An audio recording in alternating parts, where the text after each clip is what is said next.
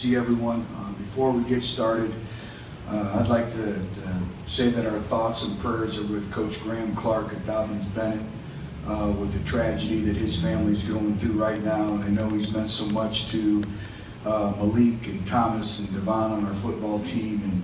And again, life is very fragile and puts things into perspective. So I'd like to let him know that we're thinking about him and his family and moving forward. In terms of Alabama, as the week progresses, a very, very difficult football team to prepare for, a football team that has great depth. They challenge it just in terms of scout teams. We really don't have the luxury of going scout teams. All of our younger players are participating, so we've had to break up and practice, have more like an NFL type practice with ones versus twos and twos versus ones. But when you look at a complete football team, that's what they are, and I think they really resemble, the difference of building a football team and building a football program that stood the test of time. Very well coached, but when you look at them defensively, 7 seniors, 3 juniors, and only 1 true freshman playing, and then offensively, 4 seniors, 4 juniors, 2 sophomores, and 1 redshirt freshman. They have great depth across the board. It's going to be a great challenge, but I know our players are looking forward to the opportunity to compete in this great game and what it brings about. We're still fighting the injury bug a little bit. I'll know more in terms of a lot of these injuries come tomorrow and Friday, but that's where we're at in our football program, and I just have really been impressed. And I appreciate our players with the resiliency, and one individual goes down, the next individual is ready to go. And I think that speaks of our character, and I think you'd be hard pressed with the amount of injuries we've had this year that would rival anyone in the country. But I think our players have done a great job. They've shown great resiliency, and we're looking forward to getting the second half of the season getting started here very soon. So I'll answer any questions you may have. Start with Jimmy and Jonathan. Butch, Alabama last year, pass defense efficiency was 7th in the SEC, now they're 1st. Why do you think that much improvement on their pass defense efficiency from one year to the next? I think them moving Eddie Jackson to safety has really helped them in the back end. They took an individual who was a shutdown corner. I believe the other safety also played corner, and they have great cover skills across the board.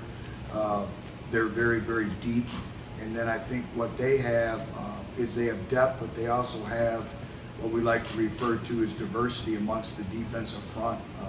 They have individuals that are big-bodied, 2-gap players that are very strong, that can hold their gaps, and they have quick athletes that they can bring in to rush the passer. So I think they have great depth, they have great diversity, and they have individuals that have corner skills across the board that can play man coverage. And you look at all the spread offensive teams they've played, and the goal of a spread offense is to create space, and they've condensed their space. And they've closed that space gap just because they're able to play man coverage and tight man coverage. They're able to generate a pass rush that always helps your pass efficiency defense as well and your overall defense. But I just think they're very, very deep and very, very talented. They have individuals who were #1 in their respective positions in recruiting that don't even start for them. And again, that's the illustration of building a football program. Jonathan. Hey Coach, your special teams have been really solid this year. Do you think special teams might be the best opportunity to make a momentum-changing play against Alabama? And then also, how well the job has Mark Elder done with that unit this season? Well, Mark's done a very good job, and he oversees all of our special teams, and then we have lead coaches. So Steve Stripling actually runs the kickoff team. Coach Elder runs the kickoff return team. Coach Z runs the punt return team, and I run the punt team. And then he coordinates all that, and he's done a very good job. But special teams, we feel, is always a way to change momentum, create momentum for us, create a big play. And we'll be challenged, obviously, against Alabama because they have very good special teams and very good personnel. But our players also, I think, when we play really good special teams, that shows you the character of your football program in terms of indisputable role understanding. everybody understanding their role, taking pride in their performance, taking pride in their role, and executing it. We have individuals that, you know, their job or their responsibilities so far have been limited to special teams, but they're performing at a very high level, and they're helping us every way, shape, form to win football games because of their efforts on special teams. John Bryce, then Paul, and Steve. Coach, in your secondary, what do you think you got accomplished in the bye week, specifically with Justin Martin? Just overall as a group, the fundamentals, the details, the tackling, the eye discipline. In terms of Justin, really been pleased with Justin's progress. You know, he's a very instinctful player. The thing about Justin is he's a very intelligent football player. He understands the offenses, what they're trying to accomplish. The big thing for Justin has just been the volume of repetitions. He was set back a little bit in training camp, you know, with the knee injury of not being able to perform. So he's kind of making up for lost time, but I've been very pleased. He's had a great mindset, a great attitude, and he's a competitor. He competes every day, and he's helping the secondary get better with that. I didn't hear your first question, so I apologize if this is a repeat, but I think I saw Nico Kramer run scout team Derrick Henry yesterday. Just in general this week, preparing for Bama, how do you try to simulate their size, speed, and physicality? Yeah, you did miss that's exactly what we talked about. It's that what makes playing Alabama even that much more challenging. It's hard to duplicate, it's hard to replicate, however you want to use, to simulate it in practice because of their depth, the size of their football team.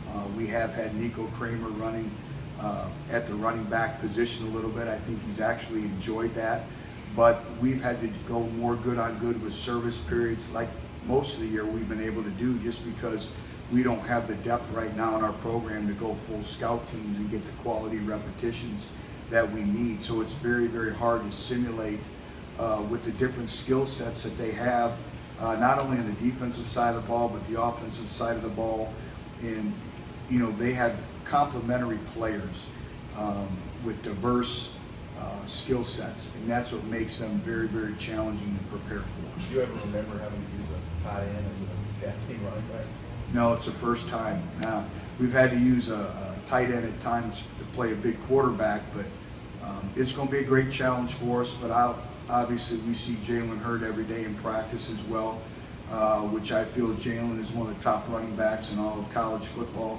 But facing Derrick Henry will be a great challenge, and obviously we have to be a great tackling football team because he's shown the ability to break arm tackles, but also he can make you miss at the second and third levels of the defense as well.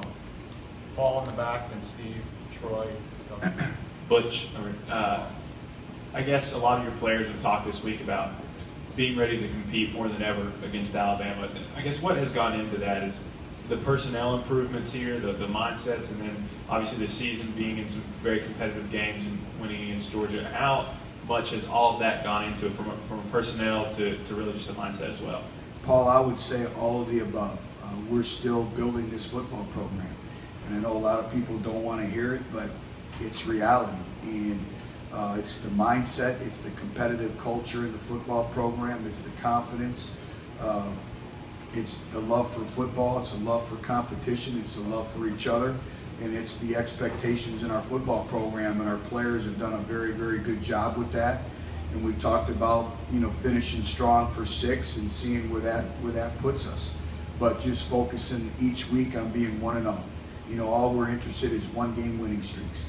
You know, you win one, then you move on to the next, you move on to the next. And like we talked about, each game is a new season in and of itself, and that's how you have to approach it. And it takes a while with a young football team to get that across. And we always talk about focus on the journey, but you have to focus on the climb and not the mountain every day.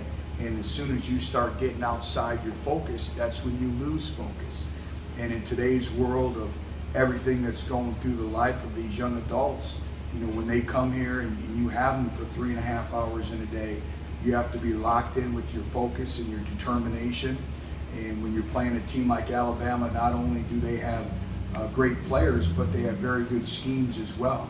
And so you have to be locked and loaded, and our players have done a very good job of that. Steve, Troy, Dustin, and Heather and Brett. You had mentioned Alvin on Monday, but I'm just wondering now that you've seen him practice a couple days. How has his approach been? What's his approach been like this week? And also, what made you decide to try him out in punt returns this season? I don't think that was something he'd really done before. With Alvin, the same approach he's had the entire season. Very, very consistent, never too high, never too low, just consistency in his performance. Very determined and very accountable. Alvin is a very reliable individual. He's very, very driven, and he's very, very mature. And I think he relies on his past experiences, not only at Alabama, but also at the junior college level. And I think that drives him. And he's very, very mature. The way he's come into our football program and really embraced everything. He's been a great resource for us. And I can't say enough about him. In terms of a punt returner, we always start training camp off trying to find as many punt returners as we possibly can. So we have open tryouts on our football team. It's just like can anybody long snap or short snap. And catching punts is a great skill. I think it's one of the most difficult skills in all of sport, because not only are you catching a punt that has about a 4.2 second hang time, you have 9-10 individuals running down trying to tackle you, and you have about 6.7 seconds for a team to run down and force a fair catch and make a tackle. And he's done a great job with it. And right off the bat, we found that he had a skill set for it, and he earned our trust by the way he practiced and the way he performed. And then when he got into the game, he was very, very productive, obviously. And we have great confidence in him, and our players have great confidence in him, as they do Cam Sutton as well. Troy? Specifically, how important is the running game going to be in this game between you guys and Alabama, seeing how much you guys rely on it offensively?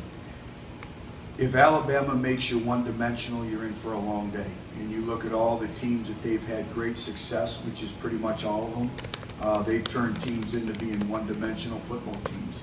And we have to be able to have a balanced attack. We have to be able to run the football, and we have to be able to throw the football. And you're playing a great defense that doesn't give up much yards. They don't give up much rushing yards. But we have to be persistent with the run. We have to be patient with the run. But it's going to come down to execution and big plays, because they're a team that if you get in 3rd and long against them with the diversity up front, they're going to be very disruptive on 3rd down. So winning 1st and 2nd down, or mixed downs, as we call them, are going to be very important. Justin? Coach, what have you seen different in Alabama's pass schemes this year? Brian Randolph said he seems a lot different schematically. What do you see different? I think it's based on the game. Each game is something new, is something different.